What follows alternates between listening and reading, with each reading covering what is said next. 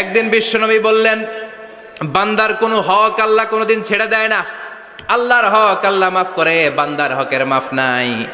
যদিও আমি নবী, আমার উপর যদি কোনো হক থাকে বলো, আমি দিয়ে দেব।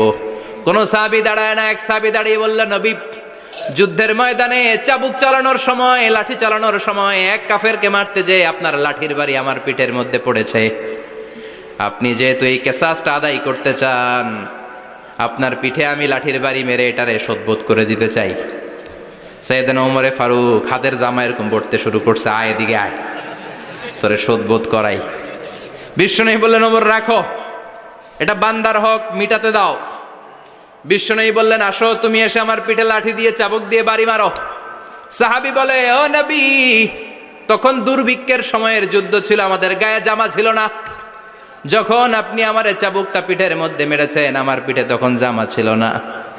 আপনি যদি যথা নিয়মে কেসাসটা আদায় করতে চান, আপনার জামাটা খোলেন, খালি পিঠের মধ্যে বাড়িটা মারিস।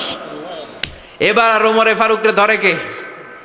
এদিকে আয়, তোরে দেখাইতেছি। বিশ্বনবী বললেন, ওমর থামো, মারতে দাও। বিশ্বনবী উনার জুব্বাটা উপরের দিকে উঠালেন, পিঠের মধ্যে বাড়ি দেওয়ার জন্য ওই সাহাবীকে ডাকলেন। ওই সাহাবী বিশ্বনবীকে পিছন দিক থেকে জড়িয়ে ধরে ওই মোহরে নবুয়তের মধ্যে চুমু দিয়ে ফেলেছে। সাহাবী বললেন, নবী গো, এই নাটক করার জন্য আপনি আমারে মাফ করে দিয়েন। আপনি বিশ্বনবী, উদম গায়ে আপনারে দেখা যায় না, খালি গায়ে আপনারে দেখা যায় না। শুনেছি আপনার পিঠের মধ্যে মোহরে নবুয়ত আছে। অনেক দিনের সাধনা, জল্পনা কল্পনা, আপনার মোহরে নবুয়তে আমার ঠোঁটটা আমি লাগাবো। আপনার মোহরে নবুয়তের মধ্যে আমার ঠোঁটটা লাগিয়ে আমার ঠোঁটটারে আমি জাহান্নাম থেকে পরিত্রাণ করাবো। এজন্য প্ল্যান প্রোগ্রাম করে এতক্ষণ আপনার জামাটা খুলতে বলেছি। আপনার উপরে আমার কোনো হক নাই। আমার আব্বা মা, আমার সম্পদ, আমার জীবন আপনার জন্য কোরবান গো নবী।